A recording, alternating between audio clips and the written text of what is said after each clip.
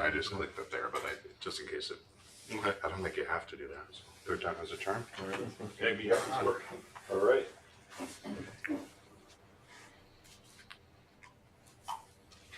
All right, cameras are on. Okay, we'll call the meeting to order. Kevin, if you want to start the roll call vote for staff. Sure, yep. As far as staff, we have Austin Wheelock here, our Chief Executive Officer. Myself, Kevin Lamontagne, I serve as CFO of the agency. Our General Counsel, Kevin Caracoli, is over here. And Nate Emmons on the staff here at Operations Oswego County. Tim, ID members. Sure thing. So Nick Canali. Present. On the phones, all right. Mark Greco. Present. Tim Stahl, I'm here. Pat Carroll. Here. Marilyn Jonesborough. Here. Trish Peter Clark. Present. And Gary Stanner. Present. I just wanted to say, before we kind of get into everything, Nick Canali, he's on the road at the moment. He's joining us via phone, but because of that, he's asked Mark Greco, Vice Chair, to chair the meeting today. Okay, let's start off with welcoming our new members. Pat Carroll, Mary Ellen Chesbro, and Gary Stanton. Yeah, Okay, so- welcome them. And then hopefully everybody's had an opportunity to review the minutes. Can I get a motion to approve the minutes? I'll make a motion to approve the minutes. Get a second? Second. Got a second? Any discussion? All in favor? Aye. Aye. Minutes carried. Notice of meeting was posted in the Powell Times on April 16th, 2024. And then we'll move into the treasurer's report. I'll cover that, Tricia. Or wants So I to, guess I don't ask you this. Mark, I'll cover that. A few comments before we move to a vote to accept. So we have the March financials here, especially for our new members. Our financial year ends on July 31st, so we're now 8 months into the fiscal year. And we've been now in the last year plus, we've been in a state of being able to provide statements in the following month's meeting. So here in the April meeting, we're reviewing March year to date, basically. In the packet, and again, just a little overview for the new members, the packet, we have balance sheet, course, income statement, both balance sheet as of 3/31, income statement for the first 8 months.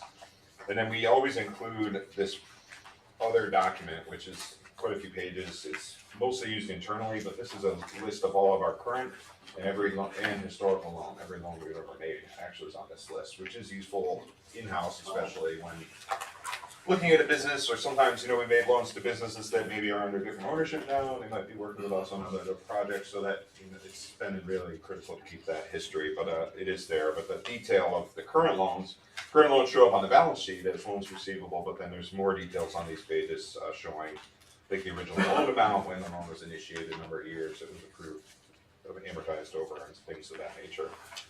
So a couple of comments on the statements. This is the time of year now in March, we start to have what majority of our pilot payments have come in. So we have both cash coming in. We invoice pilot payments by the end of February with an invoice date of March 1st, so due by March 31st. We'll cover delinquent pilots later in the meeting, so I won't get into that now. But as the money comes into the agency, we deposit it in our checking account, and then once the checks clear from our clients, that we make the remittances to the taxing authorities, the towns, schools, and cities, villages, wherever it needs to go, county. So at this time, as the snapshot as of March 31st, we're kind of in the middle of that process.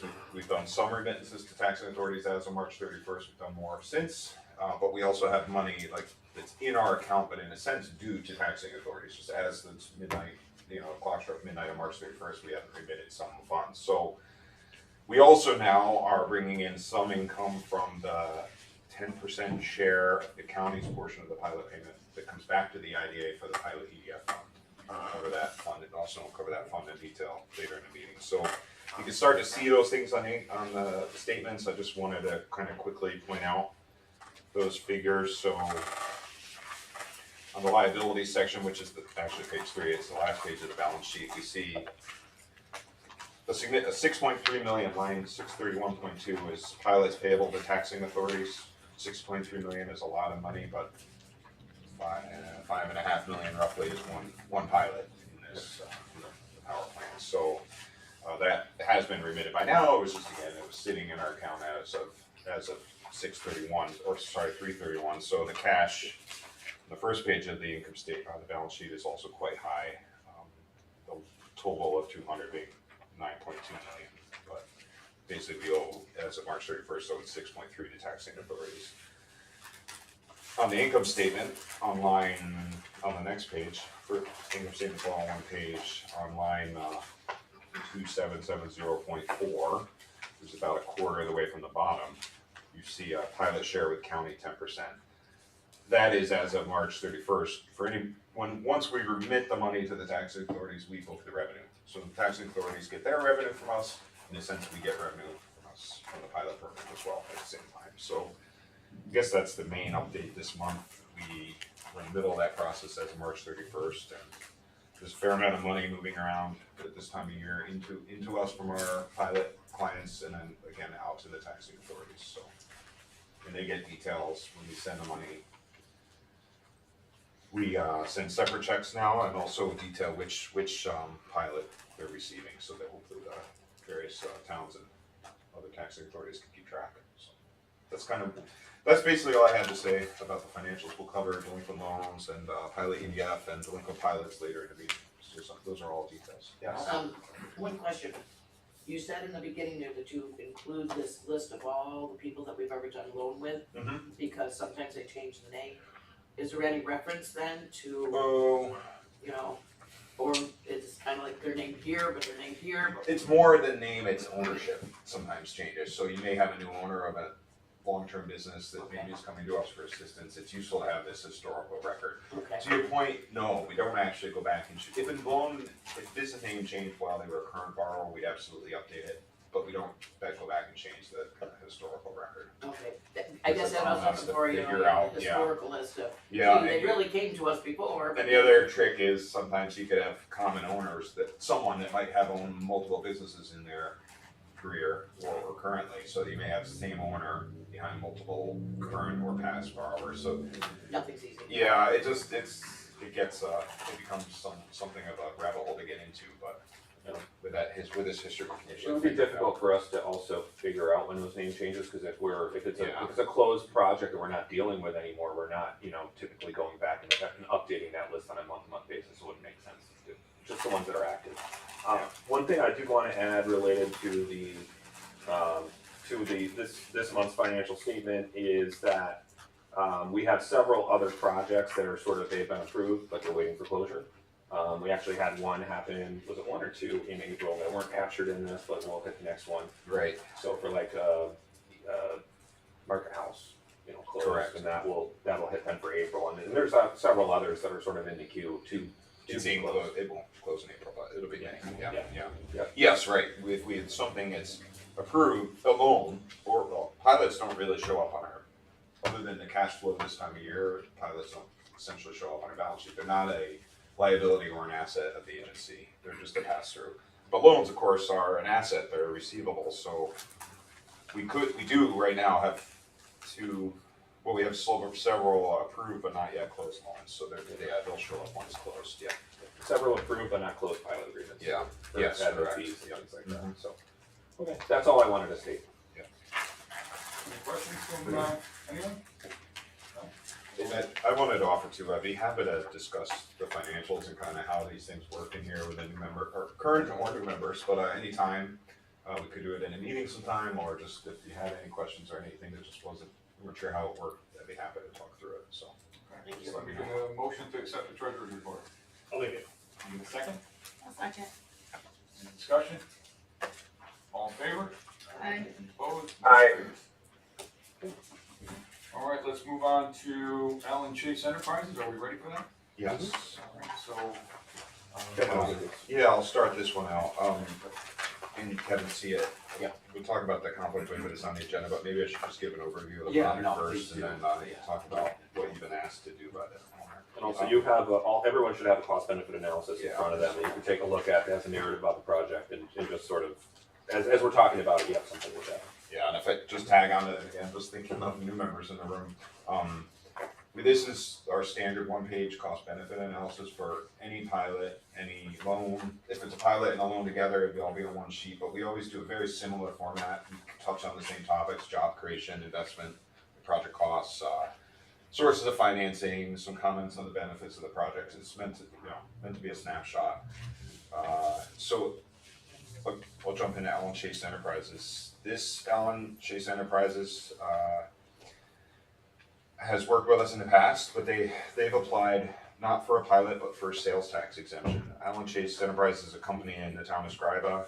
They provide, as this says, commercial vegetation control and other basically commercial landscaping services to facilities that own a lot of property. So if it's state and county and town highway departments, airports, large industrial plants, things of that nature generally. In the past they had done more on the landscaping side. Now they're very focused on this commercial vegetation control. We covered a bit. Alan had the opportunity to come in to our last meeting, which of course some of you weren't yet members. So we gave an overview of this business, but Alan has 85 seasonal full-time employees and in addition 25 year-round full-time employees. So the nature of this work is there is some seasonality. Alan is hiring now, basically, and has been for about the last month to staff up for his summer operations. But the interesting thing about this business, though, it's based in Scriba, just outside of the new plant. He works a lot out of state, so most of his business today is outside of New York State. The state of Pennsylvania is very big for him, but then it goes south from there and also west. So currently performs a contract out as far away as the state of Iowa. He's looking, now that he's figured out how to, in my words, now that he's figured out how to do that, to work out of state with a base here in Scriba, he's looking to expand, and that's where we're coming in to support this. He calls that, when we helped him out before, we called it his Northeast expansion. Now he's referring to this as East Coast expansion, and specifically he's working on some contracts in southern states. The primary target is a very large contract where even if he got a portion of it, it'd be fruitful. It's in the state of Georgia, believe it or not. So these crews will get in trucks, on planes, cars, and bring equipment from the lot in Scriba down or west or south to these states and perform these services under contract with the state DOT or the airport or whoever they're providing the services to. Again, looking to expand. There's a limited number of companies in the United States that provide this type of service, and it's a lot, so you can imagine it's a lot of bidding and speccing that goes on to get these contracts, and then once obtained, it's the operational magic that gets it done kind of cost effectively within the budget. So this project he anticipates will create 10, as it says here, 10 new year-round full-time jobs and 20 full-time seasonal jobs to add to his current base. So this will bring his current employment, close to 150 people at seasonal peak. So he does also, quite a few people on his seasonal team they come every year and work for him. They're doing something else in the wintertime and then work spring, summer, and fall with Allen Chase Enterprises. So he plans to invest $4,250,000, as you can see laid out here. There is two components to this. One is an increase in size and is very limited office space there. And with this type of business, there is a lot of phone work, responding to bids, RFPs, that you need some staff in the office doing that work in addition to your field crews. So he needs some additional office space so he has places for people to sit and work, and also a substantial amount of more equipment. You can see $3.25 million worth.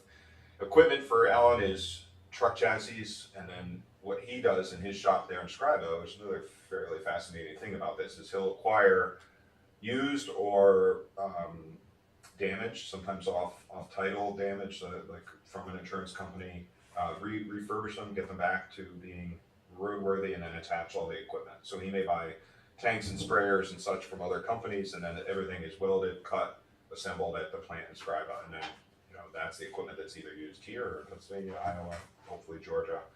So there's a bit of a fabrication aspect to what this company does as well too. And as I mentioned, he's not looking for a pilot. He is doing some work on his office space and his there's shop building there in this project. But really, what he's asked the IDA to consider is approving sales tax exemption to cover $4 million of purchases. So $320,000 of sales tax exemptions. Our sales tax exemptions exempt the full 8%, so both the county portion and the state portion. I've had discussions with Alan. It's difficult to pin down exactly what portion of the sales tax he might otherwise incur with this $4 million would be Oswego County sales tax. You know, if he drives to Albany and buys a sprayer or out of state, that isn't necessarily Oswego County sales tax that we'd be bringing into the county otherwise. The main difference though is DMV, because some of this cost will be vehicles that the DMV sales tax does follow the address, so that at least the majority of it comes back to Oswego County. Our exemption would exempt DMV sales tax as well, so that'd be part of it. It's both the trucks, the vehicles, and the equipment that gets mounted on them. And of course any building materials for his building and things of that nature as well would be exempted. So it's not an unreasonable request as far as the scale that we've supported before. It's just a little bit different that it's a sales tax only exemption only project. In recent decades, we've done one of these, and it was for Alan Chase before, when he did his kind of first expansion into this vegetation control business out of state into Pennsylvania and other places. So anyway, that's the pitch, and we're looking to get this approved today. We've held a public hearing in the town of Scriba at the town building there on Creeper Road. Alan attended, I attended, and no one else from the public came. We've gotten some questions about this project, but no real statements of anyone being against it. Just some clarification of what this project is all about. It was at the paper, so some questions came both from the town to Alan and to us about the project after that article ran. Anything else to add on that? I just want to add I said at the last meeting, but for new IDA board members, is that this is an interesting project. So all the people that Alan employs are local people. Even though he's doing projects out of state, these are local people. He's not hiring people in Pennsylvania, Georgia, and other places. So we're not providing a benefit to people who are out of state, providing people who are here that are actually going out and really exporting service. So what we're seeing here is this is like a manufacturer will build things on site, sell them, and then bring outside money in. This is like that with service. He's going out and taking money from the state of Iowa and bringing it back to Oswego County. He's taking money from the state of Georgia and bringing it back to Oswego County. So it's a very interesting kind of project. And with the kind of growth that Alan is seeing, in the employment and the specialized services, we like to see him keep that business here, because it's obviously something that, obviously, as he grows and does more and more outside of Oswego County, I want him to make sure that we stay competitive, keeping that business here in Oswego County, not somewhere else. First stupid question. I didn't realize that the IDA had the authority to cancel sales tax. Exempt it. but Exempt yes. it, Yeah. basically cancel it, yeah. Yes, but know that there are two limitations on that. The amount that the board approves, which this request is at $320,000, but then we also give a time frame, which is geared towards the project time frame. In this case, Alan's asked for 2 years, so it's not an indefinite exemption. If you don't use the full amount by the end of the time frame, it expires. Anyone could come back to the IDA and ask for an extension. Like in a construction project, especially in the COVID years, we had a lot of delays, so we had to do quite a few extensions to allow people to finish their projects and still use the sales tax exemption as we intended. But that would come back to the board for approval as well, and at that time we get an update on the project. So. And this is only on the equipment, or is this on their sales? This is only on their equipment, right? So any taxable sales, and that, this is a complex business in different states and things, so I'm not exactly sure how all that works for his business. But I'd say sales It's just for in New purchases, York, okay. right? So if he had to collect and pay sales tax on something he serviced or something he sold, that this would not impact that. Yeah, definitely would still be collected. Do you know if he uses drones? He does. Yeah. He talked to us about that in one of our meetings. Some of the work Alan does is like on utility lines out really in the wilderness. So he has specialized off-road vehicles to do some of this work, and drones also to inspect and that kind of thing. Okay. I think applicate too. Oh yeah, he did say that spraying drones. The spraying drones, Sorry, yeah. Kevin. Because I know soil and water, Both we have started can with the drones, with soil and water. And we were the first one, I think, in the state or Northeast to use the spraying over water. Oh, really? Yeah, Oh, and so About that. yeah, so it's worked excellent, absolutely excellent, so I know we're looking into it. He actually did the Oswego Harbor Okay. Last year, the city of Oswego hired to do Okay. the spraying Okay, successfully too. yeah, it seems to be extremely that much better than boats going out and spraying, or even. Be a lot more stuff. targeted, I think, too. Much, well, it's widespread, you don't have the ribbons of the Ah. boat was there, and you'd still have the ribbons, but this is, so that's interesting that he does that too. Yeah, and Mel, just to be real clear, the state of New York authorizes local IDAs around the state to do this. This is not just an Oswego County Okay, specific authority. Um, in addition to the sales tax, there is a mortgage tax exemption and then the real property tax exemption, the pilot agreements, right? Right. So, as Kevin mentioned, this is strictly for sales tax and solely as it relates to this particular defined project, right? It's not a forever exemption, it's only up to the $320,000 worth of sales tax generated purchases for a specified period of time, which is 2 years, so it's. And a specified project, like you And a said. specified Yeah, project, yeah. right, so it's not a forever thing. If this was a different type of project hypothetically, that was, say, a building being constructed and there was sales tax exemption for that building construction project, that owner could not use that exemption and buy something for another building. Right. You know, hard to police, but that's not it's actually illegal, it's against New York state law, so. thank you. Any other questions? You can't use it to buy a stapler or anything too, right? I mean, it's only specific to what the project is, right? Yes, that's correct. It's, but you know, in a building outfitting project, it could be included, you know, it could include furniture, phone systems, those kinds of things, but, right. A stapler would be considered just business supplies, so it wouldn't be friendly to, this exemption wouldn't be friendly to that. I'm just sort of trying to pick something that was outside of the scope of what he's doing. Yeah, that's all, exactly. but- Okay.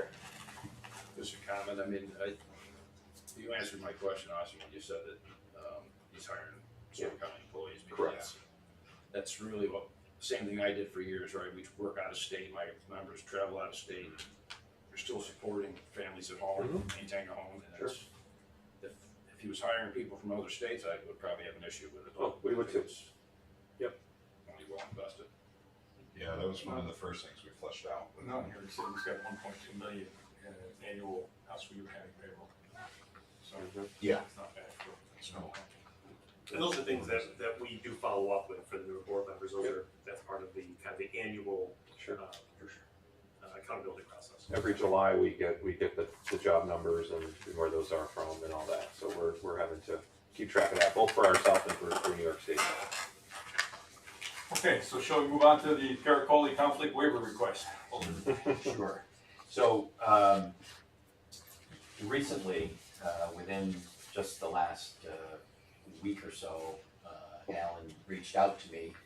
I've represented Alan's family on various matters privately, real estate transactions and things of that nature, mortgage refinancing. I've never represented Alan or his business specifically, but he reached out to me and said, is this something, I tried to do this on my own, I started reviewing the paperwork, I'm not sure I'm in over my head, you've got some familiarity with this, would you be willing and interested in helping me out? I said, I certainly can, but you have to understand, I also have this relationship and I'd have to disclose that to the agency and obtain a conflict. If you're comfortable with that, I will present that. He said, yes, he was comfortable with that. So that's the nature of this request. Now, again, I know there's going to be a lot of educating in these first few meetings, but I'm general counsel to the IDA and have been fortunate in that regard for a number of years now. We have, ever since I've been general counsel, we've also utilized the services of Barclay Damon as special counsel. And in many respects, they handle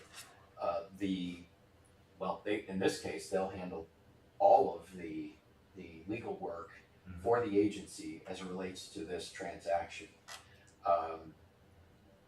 My role in transactions like this, if there was a pilot agreement that was being requested, a real property exemption, I draft the pilot agreements and do some other things for the agency. So there's always been a kind of a separation of duties as relates to the agency's work. In this particular case, Barclay Damon would be strictly handling the work here, production of the documents, the review, the advising of the client being the IDA, and Mr. Chase would have to have separate counsel in any event, and I wouldn't actually be involved in this case. I just wouldn't. Yeah. So that's, I guess, the justification that I'm at least offering for you, but it is ultimately your decision. And if you're not comfortable with it, I completely understand and respect it, but if you are, then I'd be, happy to assist Alan and his company in handling this. So, and happy to answer any questions too. One final note, this would not just be a verbal approval. I would, if you're amenable to this, there would be a letter written that spells this all out. Alan would sign it, and Austin or Nikki or somebody with that authority on behalf of the agency would sign it, and then off we'd go. One final point, I would not be getting compensated in any way, shape, or form from the agency. Any fees I derive from this would be paid solely by Mr. Chase. And the agency's fee for Barclay Damon work is actually paid for by Mr. Chase as well. So there's no financial obligation on behalf of the agency in relation to this. Any questions? Do you have a vote on this? Do I? Yeah. I do not, and that's a great point. Now, Yeah. I am strictly the legal. Okay. I do not All right. vote. That's what I was just. No, He just not tells at us when we're getting into trouble over here. Usually Gary goes through all the bullets and then we go back and vote. You want me to vote on each one as we move on? So I remember correctly. That's a good all. point. If I may, just to kind of give you a summary of each one of these, and this is going to be somewhat standard, again, primarily for our newest members, but seeker resolution. Seeker is the State Environmental Quality Review Act. Any action that this agency takes, it's subject to seeker, and we have to make a determination on the environmental impacts of approving this project.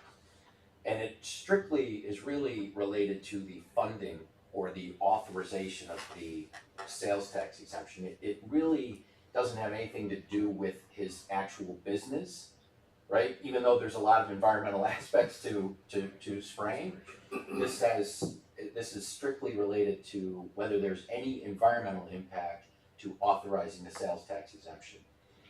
And I can tell you, just in reviewing the documentation that Barclay Damon has prepared, we're classifying this, I believe, as a type 2 action. Unlisted. Oh, it is Yeah, unlisted. unlisted. Okay, an unlisted action, Agency, and that there's a conclusion that there is no environmental impact, so you would be adopting what's called a negative declaration. Many of you that are on municipal boards, you know this. The inducement resolution is really authorizing the act itself of inducing the sales tax exemption, so that you're declaring that yes, you would be approving this. And then the final approving resolution kind of wraps all of the approvals up into one little tiny resolution. It's something. It's probably I was going to say form over substance, but it's maybe our attorneys call it belt and suspenders, right? Just wrap it all into one, and so that there's no confusion. The final approving resolution covers all of it. So all the action taken by the agency is hereby approved. So that's really the kind of the slate of resolutions that you'd be considering. Any questions? So we'll make motions for each one and go through it. Okay, so can I get a motion for Caracoli conflict waiver request? I'll move it. Second. Gary, Pat, Tricia, okay. Any discussion? All in favor? Aye. Any opposed? Aye. Motion carries. Okay, I need a motion for the secret resolution. Okay. No, a second? Second. Pat, thank you. Any discussion? All in favor? Aye. Aye. Any opposed? Motion carries. Okay, need a motion for the inducement resolution. I'll make it. Thank you, Tim. Get a second? I'll second. Thanks, Trish. Any discussion? All in favor? Aye. Aye. Aye. Any opposed? Motion carries. All right, then we need a motion for the final approving resolution. Get a motion? I'll make that motion. Trish, get a second? Second. Pat or Mel, okay, thank you. Any discussion on the final approving resolution at all? Hearing none? Can I get a, oh yeah, all in favor? Aye. Aye. Motion carries. All right, that's that one. Shall we move on? Anything else we're gonna discuss about that? Nope. Okay. Item number 6, ACLS Direct LLC, Kimball Family Properties LLC. Right. Go to Kevin for an overview. Yeah, I'll give an overview of the project here again. So this, I would say, is a more traditional kind of pilot IDA application, IDA support request. You have the cost benefit one pager in your packet as well. So ACLS Direct, if I can speak, is a 80-year-old company more or less, almost. It is currently owned by Ron Kimball. They operate today in the town of Clay, which is in an area more commonly known as Liverpool, where they exactly are, in a 10,000 square foot lease building. Due to growth that the business has and expects, they're looking to expand, which is a good thing. And they've selected a site in our industrial park, in Schuylkill. And they've reached an agreement with Operations Schuylkill County to buy 3 acres of land that OOC still owns. And they've agreed to terms on that purchase for, and you see it here in the project cost, $45,000 plus legal costs. And then they plan to construct an 18,000 square foot building at that site to run their printing business. ACLS is really it's something of a printing, direct mail, house, contract, kind of mail assembly. They do quite a bit of work of, they'll put together packages for mailing, direct mail, is really the core of their business. They do a fair amount with political parties, other things. They have warehousing in their facility, shelving to keep the store printing materials for the clients and assemble it and ship it as requested. They manage mailing lists, do some graphic design, kind of typical mail house services. They do some other more printing. So it's a little different than some other printers that maybe are printing more brochures and catalogs and things. These guys are very targeted and a little more value-added service per se than maybe some print shops. So anyway, that's basically the plan. They have 13 employees, including the 2 owners, or the owner and his wife, who both work there full time. And all of those jobs would move to their new facility in Schuylkill at the industrial park. In addition, they'd create 11 full-time and 2 part-time jobs, so basically doubling their workforce. Interesting, there are a couple of aspects here about this relocation I should just mention.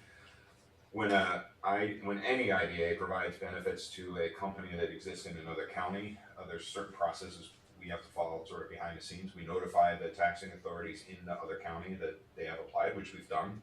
We've mailed a letter to the school district, the town supervisor, and the county executive on the county, and inform them about these benefits. It's not in the sense a open opportunity for feedback. I mean, it is, the letter does invite their comments, but we have mailed a letter. We have not received any response. So it was only recently mailed, but it needed to be mailed by a likely approval today. So what they've applied for is basically the full package of IDA benefits. No financing, but a pilot. And I'm in this IDA assistance section. I'll come back to some of the other points, but that applied for a pilot, mortgage recording tax exemption, and the sales tax exemption that we just covered. Sales tax exemption in detail with the last project. So you can see the values of those listed in that toward the bottom there, and you can see in the project cost, it's a $1.2 million project. They are looking for some grant funding to support this project, and intend to finance the balance, basically. So seems to be a good project, a good fit in our industrial park. Having another building built there, we're working, we'll cover later, we're working actively to develop the new land that's owned by the IDA down there, and having projects like this going on in our OOC's existing land at the industrial park helps grant applications, kind of helps show us demand and need, and we don't have a lot of buildable space left there. OC has already agreed to this project, that's their land and their decision. But showing that the little space we have left is filling up, can be useful, actually. I do want to add one thing on this, and so, while it is a business that's located in Onondaga County, the company has stated to us that, I believe it's either 11 out of 13 or 12 out of 13 of their employees actually live in Oswego County, so they would be closer to here than they would be to their other locations. It's all about Ron and his wife. Yeah, so- Yeah, that's all. So it's all of their workforce is from Oswego County, and so this is also for them is a way to try to retain their workforce. Give them a better quality of life, not have to drive as far to go to a facility outside of the county. So although it is a little bit unique in that it's a business relocating from one county to another, they have some pretty good reasons to do that. They also, where they're currently located, there is no room for them to expand. They're in a leased building, 10,000 square foot. If you look at the site, there's no room in any direction to expand that building. So, and they want to go from being a tenant to an owner. Do you know where they live?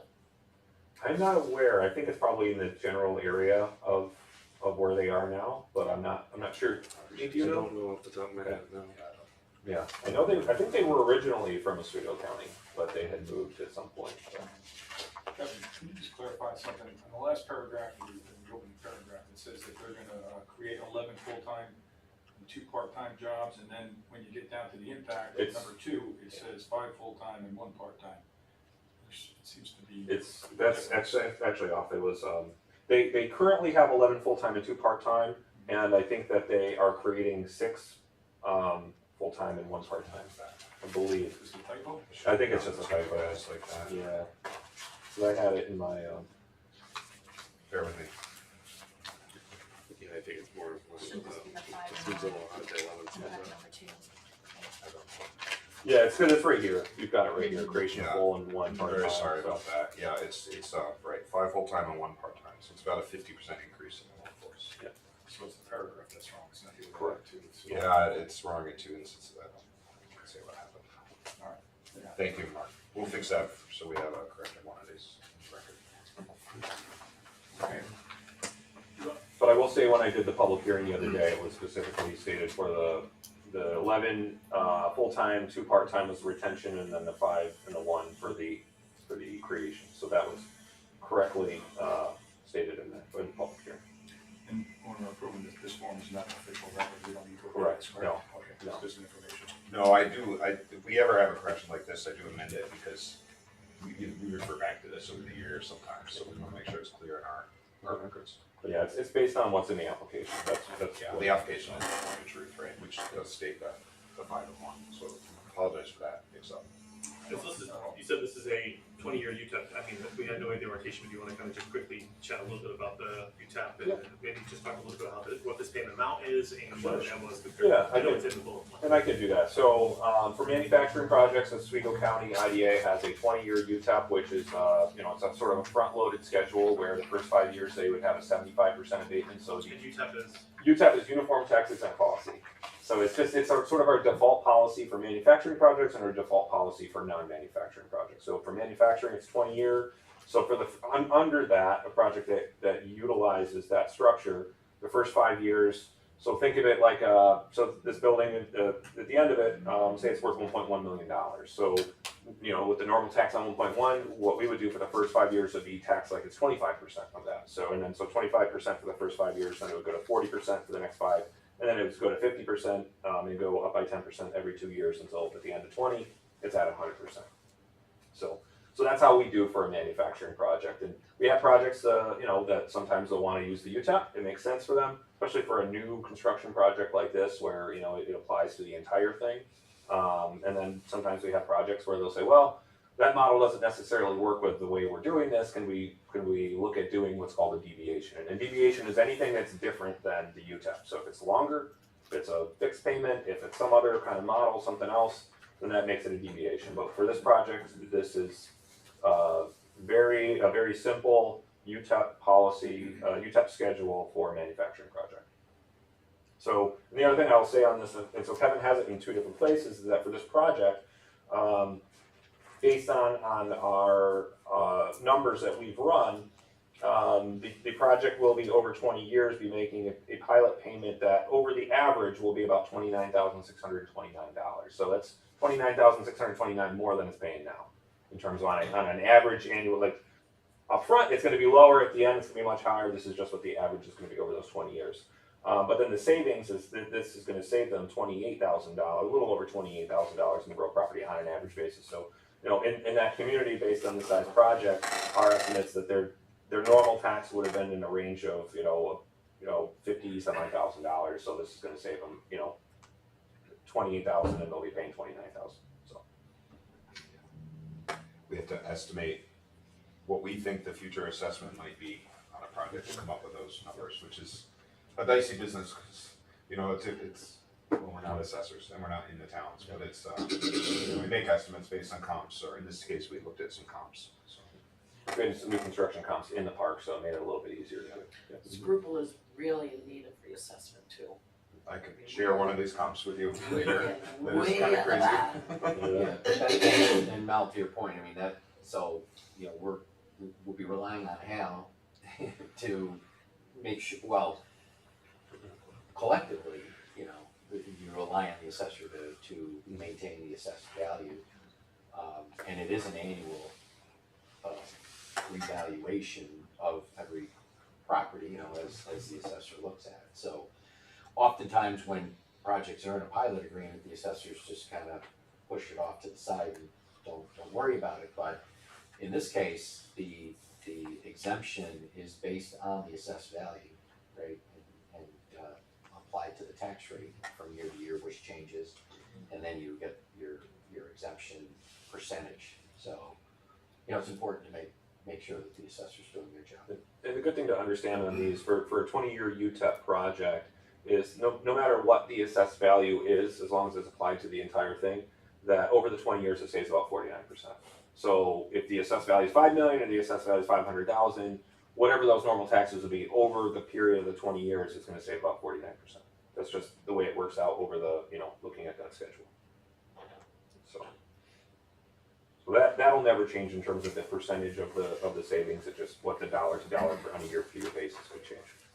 One of the things we typically do on the board is when we're looking and considering a pilot, we usually want to make sure that the pilot payments that we are approving at least leave the tax and jurisdictions better off than they were before it, like as far as the dollar money. I don't know of maybe more than one, those kind of exception where we've ever had a reduction in the amount that the municipalities. Yeah, and for the most part, you know, and I know this is sort of like not necessarily relevant to this particular project, but say if it's like an existing building that somebody's going to go in and make renovations. So say a manufacturer buys an existing building, make renovations to it. That existing building is already worth, say it's got $1 million of assessed value, and they're going to make $1 million in improvements to it. Well, typically what we're going to do is say, well, that first $1 million, that's what the taxes were before. So it's going to be 100% of the $1 million, and then we're going to apply our abatement schedule to the incremental increase in assessed value. So if it was at $1 million and it goes to $2 million, well, our abatement schedule is only going to apply to that $1 million difference. So in that case, it's not going to save them 49%.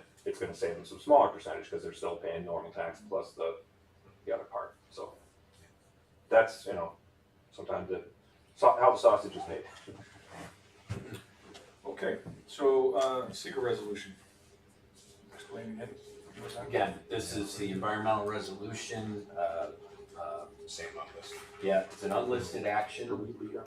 And It's an unlisted, uncoordinated, so we lead on this particular secret review. and we have, through Barclay Damon, they have an environmental law section. They've looked at this, they reviewed it, and recommending that we adopt this resolution, issuing a negative declaration. And again, it's a negative declaration on the financing or the providing of financial assistance. It has nothing to do with the ultimate use of the property and how that's going to work out. The town of Scruple actually went through, this company had to go through site plan review, special permit, and a subdivision approval, all of which had an environmental review aspect of it. So the actual use of the property has gone through that environmental review. What we're talking about is strictly the financing of it, and we're recommending, or the resolution proposes that this would be a negative declaration, meaning there's no negative environmental impact. And to tag on to what Kevin just said, we didn't mention it before, but we never bring something to you for this final approval that hasn't already received this negative declaration from the town, or at least received site plan approval, which the neg deck would be required for site plan approval, so. This project received all of its approvals from the town of Schuylkill at their Wednesday, April 24th, board meeting. All right, explain to them the lead, you said that we're the lead on this secret. Yeah, so there's sometimes, and Kevin Kirkole could probably explain it the better legal definition than I can, but I'll kind of give you the layman definition, is that in a project where it is not a coordinated review where the town is coordinating the full, we may act as the lead agency. It doesn't mean that the town didn't also do theirs, they just didn't do it in a coordinated aspect with us, so we have to do our own lead agency review of a project. We also, while we do that, we're also looking at what the town did and making sure that obviously they made their approvals as well, but we're kind of doing our own separate individual layer on top of that to make sure that everything fits, and it runs through. So when we do lead agency, that's when Barclay Damon's environmental team has to look at it. When we are not a lead agent and we're just kind of adopting what the town did, we don't have to have them really do that because we're adopting that the town already did that. But when we do those, it has to be in a coordinated effort, and sometimes they are not a coordinated effort with the town. So Yeah, and in a perfect situation, let's say in this case, the town knew that the IDA was involved in going to issue or consider issuing financial assistance. Not all the time the local municipalities will know that, so they have to identify who are involved agencies and interested agencies. And again, under seeker, an involved agency is any state authority that has the right to approve a project, finance a project, or permit a project. So the DEC is often involved, the state of New York through any of its various funding sources. The DOT on occasion gets involved. So in a perfect situation, you've identified all those involved agencies.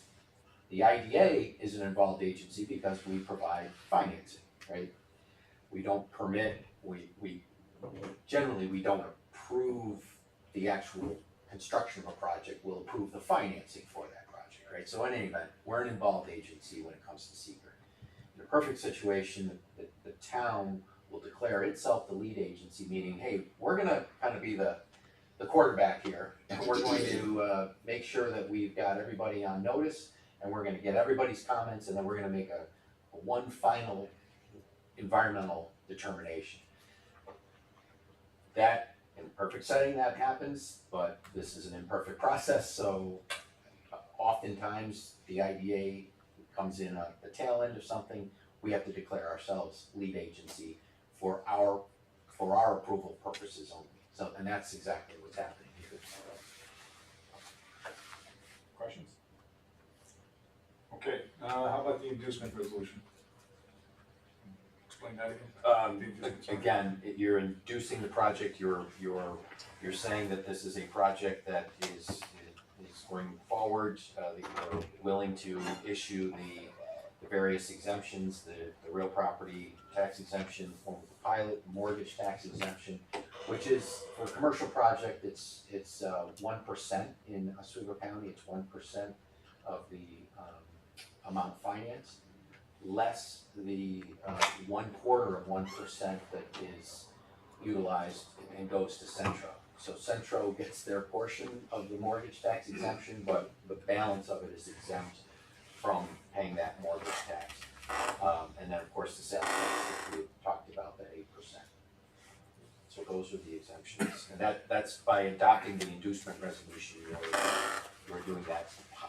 The pilot resolution is again a separate resolution that is strictly saying we're willing to issue the payment in lieu of tax, the real property tax exemption, and there's a separate pilot agreement that's entered into between the agency and the company, and that's put on notice. Each of the taxing jurisdictions receives a copy of that, as well as the exemption application. it's called 412A, which is just a reference to the New York City property tax law. One other thing here, and it's, obviously we've done it, but any project that receives over $100,000 of benefit from an IDA is required to have a public hearing in that community. So for this project, we held a public hearing yesterday in the town of Scribble. We try not to do them so close to the meeting, but because they didn't have their town approvals until last week, we had to kind of wait to hold ours until they did theirs. So we had a public hearing in the town of Scribble yesterday at 10 a.m. Nobody came to, for or against the project. So obviously, those minutes are reflected in the public hearing minutes. So no one was there to voice any opposition to the project. And similar to municipal public hearings, you are bound by those same rules, so this was a published in official newspaper, public hearing notice. It's all recorded. I went to the one we had Scribble there before. It's all recorded. And the taxing jurisdictions are made aware of it. Yeah, we sent those. When I was leaving it yesterday, Joanne was like, "Oh no, I missed the meeting," because she saw me and it triggered her to think about it. So I was like, "That's okay. You worked and everything against it. Makes it easier for me to get in and out, and And we'll give you a spoiler alert. Many of these public hearings, nobody shows up to them. It's rare that we've had some doozies, but. We've had. Oh, we've well, had every some once in a while, doozies, some of but- those public hearings get But the interesting. majority of them are crickets. How much time do you have to notice, put the public notice up? 10 days. At least 10 days. That's the minimum you have. We usually do We're often doing more than that. 14 days, 15 days. As much as you can. And Austin said it, but we also, by our policy, I don't believe this is code, we wait until the town has approved it before we hold our public hearing. We have scheduled it ahead of time, but we don't wanna get out in front of the town.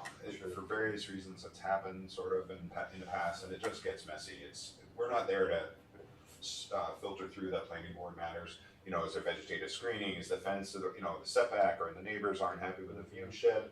That isn't really what our public hearing is about. That sometimes those matters do come up. It didn't at all, no attendance, so it didn't come up at this one, but we always wait until the town has their opportunity to discuss this publicly and approve it. I'd rather just do the meeting once and not do it twice, because we do it and get out in front, and then something changes, and then that changes what we have to then put in our public hearing. Right. So it's better to do it once. Any questions? All right, so let's rehash this. ACLS Direct LLC / Kimball Family Properties LLC. Can I get a motion to move the secret resolution? I'll make a motion. Get a second? Sorry, Pat? Thank you. All in favor? Aye. Any opposed? Aye. Motion carries. Can I get a motion to move the inducement resolution? Make the motion. Thank you, Mel. Sorry. Okay, no, Pat, thank you. Any further discussion on that? All in favor? Aye. Aye. Any opposed? Motion carries. Can I get a motion for the pilot resolution? I'll move it. Thank you, Gary. Can I get a second? I'll do it. Jim, thank you. Any further discussion on that? All in favor? Aye. Aye. Aye. Any opposed? Motion carries. All right, and the final approving resolution, can I get a motion for that? I'll make a motion. Thank you, Trish. I'll second. Mel, thank you. Any further discussion?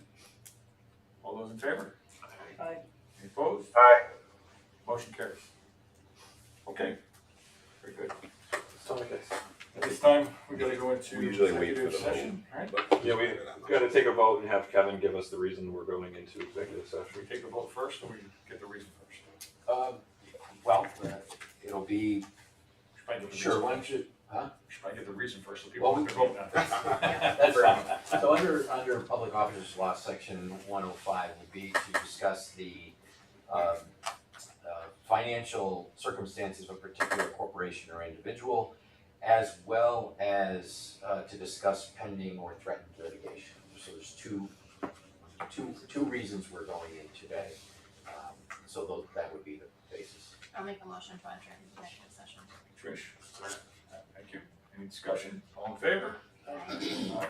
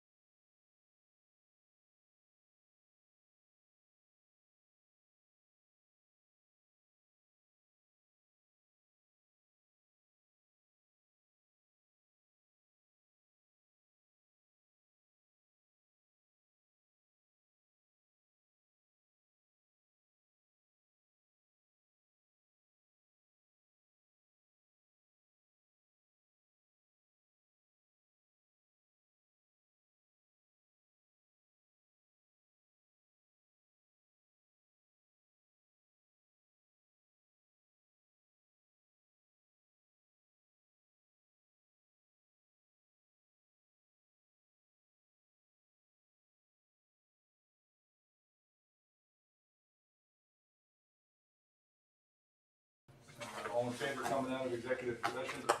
Aye. I was gonna say, Nick, you still with us? He makes that motion. Yes, So he disconnected himself.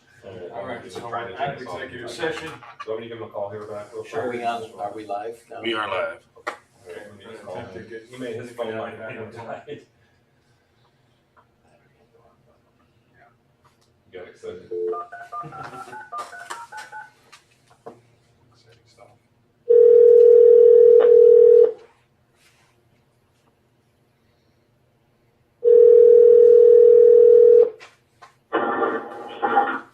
You back with us, Nick? Sorry, I was trying to unmute to vote and I, no. Okay.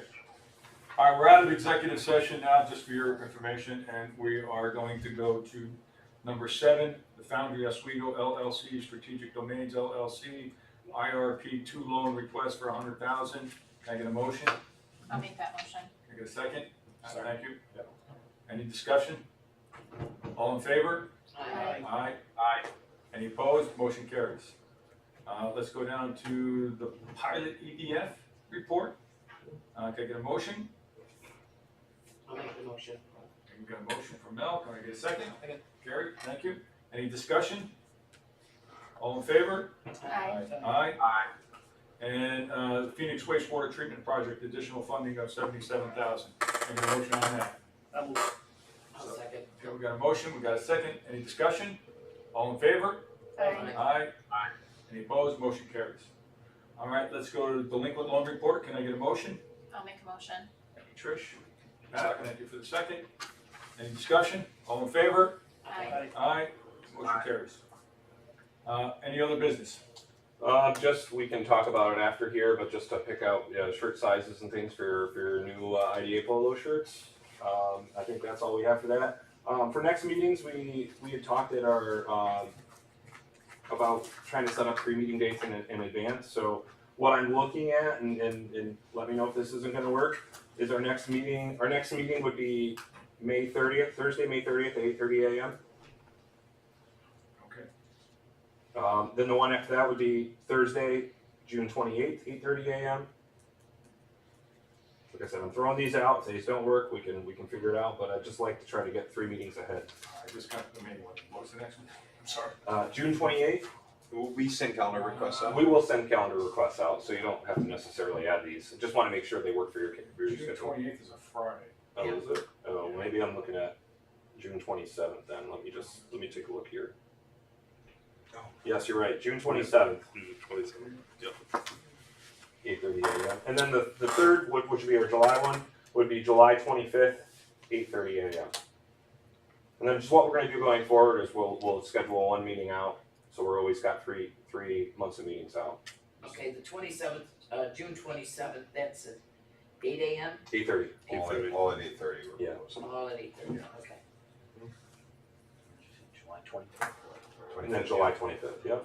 The 30th, I'm not available all day. The May one. Yeah, I think it's only because it's stuff.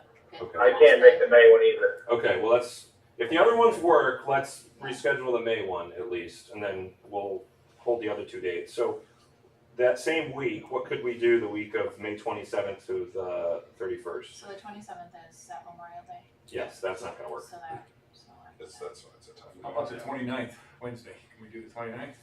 Middle of the week. I can't do the 29th either. How about the 28th, Nick? Can you do Tuesday, So I 28th? can do the morning on the 28th, yeah, That's what it would be, 8:30. I can do that. So does that work for everybody?